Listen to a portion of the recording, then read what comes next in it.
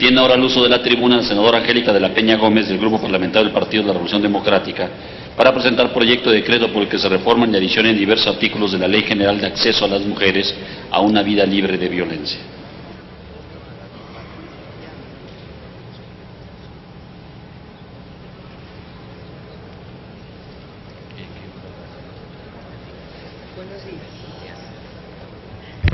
Con su venia, señor presidente, señoras senadoras, señores senadores,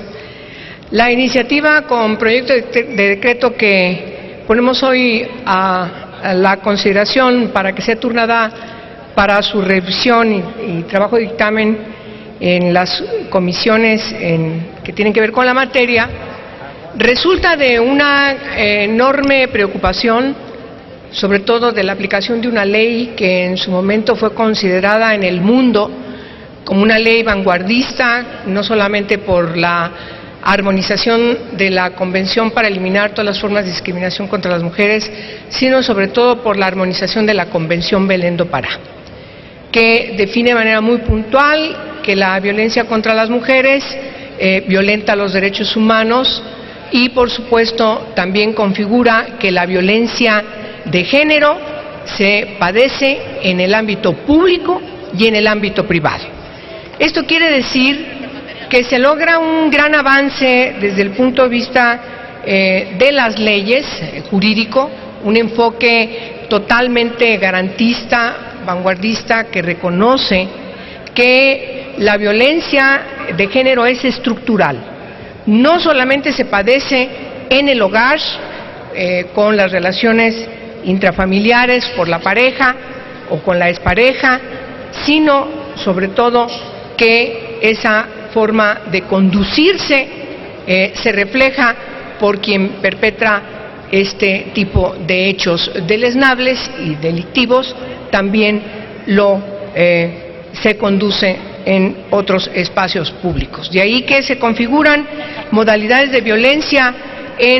además en el ámbito familiar, también en el ámbito comunitario, laboral, educativo, institucional y, por supuesto, también configura la modalidad de violencia feminicida. La alerta de violencia de género está inscrita justamente en el mecanismo de modalidad de violencia feminicida. Es un mecanismo para que desde el ámbito ejecutivo las autoridades deben implementar para atender de manera emergente, de manera preventiva, los casos de violencia de género. Insisto, esta definición de este mecanismo en la ley fue señalada en su momento como un avance sin precedentes en la legislación en la materia en toda América Latina. El objeto fundamental de este mecanismo es garantizar la seguridad de las mujeres, el cese de la violencia en su contra y eliminar las desigualdades producidas por una legislación que agravia sus derechos humanos. Hace 7 años, a partir de la promulgación de la Ley General de Acceso de las Mujeres a una vida libre de violencia, este mecanismo se encuentra vigente en nuestro marco normativo y hasta la fecha, por desgracia, no ha podido activarse, no ha podido declararse en términos como lo establece la ley. Eso ha motivado que revisemos las distintas características de las respuestas que se han dado para no aceptar las distintas declaratorias de alerta de violencia de género que se han emprendido, que se han solicitado ante el Sistema Nacional para prevenir, atender, sancionar y erradicar la violencia contra las mujeres, que está bajo la conducción de la Secretaría de Gobernación y cuya titular del Instituto Nacional de las Mujeres cumple un papel de secretaria técnica. Originalmente nosotras planteamos que este mecanismo coadyuva a que las autoridades estatales, para hacer frente a la violencia feminicida, a través de la generación de acciones gubernamentales de emergencia, se pueda salvaguardar la vida, la libertad, la integridad, la seguridad y la dignidad de las mujeres y de las niñas en nuestro país.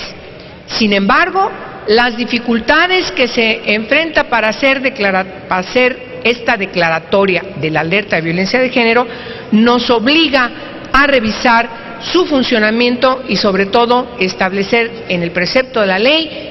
con mayor rigurosidad cuáles deben ser las características que deben seguirse para que no quede lugar a dudas. En primer lugar, que la alerta de violencia de género, señoras y señores, no es de ninguna manera su fin ser sancionadora de los gobiernos.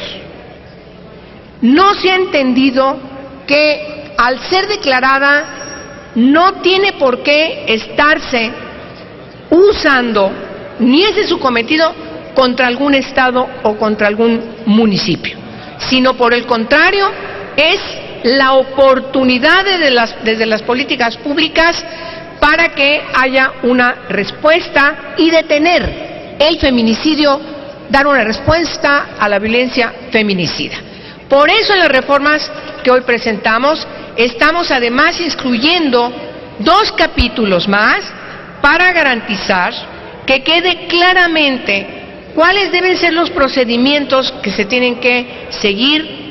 Toman efectivamente algunas propuestas del reglamento y, claro, ahora definimos con puntualidad el carácter de emergente, el carácter de respuesta que tiene que darse desde la política pública, desde las organizaciones, para detener la violencia feminicida en determinado territorio, como dice la ley. Además, dejamos que sea un comité de expertas que puedan analizar desde una evaluación de riesgo, desde cómo se encuentran las políticas públicas. A veces resulta que un lugar que no tiene alumbrado público pertinente puede ser un lugar que es idóneo para perpetrar este tipo de delitos, pero cuando no hay una respuesta oportuna por parte de la Procuración de Justicia, lo único que provocamos es que haya impunidad. Entonces, hay que atender, creemos, y ese es el sentido de esta iniciativa, que requerimos dotar de mayor elementos para que efectivamente las autoridades puedan entender la magnitud del problema y tomar las medidas conducentes para, insisto, detener el feminicidio en el país. Además, por supuesto, también señalamos algo que ha motivado a una gran cantidad de puntos de acuerdo que se han presentado en la Cámara de Diputados y aquí mismo en el Senado de la República, no en esta legislatura, sino desde legislaturas atrás, respecto de la necesaria y urgente revisión de la ley local para que los congresos locales incluyan la alerta de violencia de género en el ámbito local. Por cierto, tengo que señalar que la ley general no tiene de ninguna manera facultad para que pueda aplicarse en el ámbito local. Lo que establece son lineamientos para aplicarse en donde tiene su facultad, es decir, en el ámbito federal, y resulta que prácticamente todas las solicitudes de alerta de violencia de género tienen que ver con delitos del fuero común. Por lo tanto, no es correcto que desde la Secretaría de Gobernación se inscriba una declaración de alerta de violencia de género para un estado, sin que el estado en su momento, como tiene que ser, como es su facultad, siguiendo estrictamente el precepto constitucional, asuma sus responsabilidades que tiene conferidas desde el 124 de nuestra Constitución. Por lo tanto, es necesario que las entidades federativas, los congresos locales y la Asamblea del Distrito Federal inscriban este mecanismo para que puedan atender correctamente, insisto, desde todas las esferas, no solamente la punitiva, detener, alertar que en un determinado territorio hay feminicidio, hay violencia de género que terminará en violencia feminicida. Termino con una reflexión. Si la alerta de violencia de género hubiese estado inscrita en la ley a principios de los años 90, no tendríamos ahorita, por desgracia, en una historia terrible de nuestro país, los cientos de mujeres asesinadas en Ciudad Juárez y después en otras partes del país. Si se hubiese tenido este mecanismo en su oportunidad, se hubiese aplicado en ese momento en Ciudad Juárez y se hubiese detenido, se hubiese prevenido la gran cantidad de centenas de mujeres asesinadas que hoy, por desgracia, constituyen una afrenta para nuestro país. Muchas gracias por su atención. Gracias, senadora. Túrnese a las Comisiones Unidas para la Igualdad de Género y de Estudios Legislativos.